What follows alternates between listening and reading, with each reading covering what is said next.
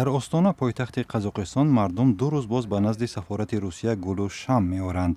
این معرکه به یاد 224 نفر است که بر اثر سقوط هواپیمای روسیه در مصر هلاک شدند. عین صحنه در نزد سفارت روسیه در بیشکک پایتخت قرقیزستان به نظر می رسد. در یکی از پیام ها نوشته شده است که روسیه ما با توییم. در داخل سفارت آدمان در کتاب یاد بود سطرهای متاثر کننده ای می نویسند. قبلا سفارت روسیه در کیف شاهد اعتراضات علیه نقش روسیه در جنگ‌ها در شرق اوکراین بود. ولی بعد فلاکت هواپیما سیاست در پس منظر ماتم قربانیان این فاجعه یکسو گذاشته شد. انتخابات پارلمانی در آذربایجان بدون یگان سورپرایز انجام یافت و حکومت پرزیدنت الهام علیف را باز هم تحکیم بخشید.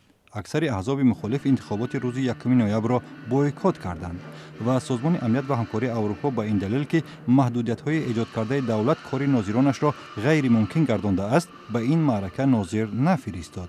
گزارش ناظران شورای مجمع بین پارلمانی اروپا گفت انتخابات آذربایجان به صورت عموم جوابگوی معیارهای بین المللی بود. ولی 3 عضو این هیئت ناظران با نشر یک اظهارات علیحده گفتند که این معرکه را نمی‌توانند قدمی به سوی انتخابات‌های آزاد و عادلانه و دموکراتی بررسی کنند.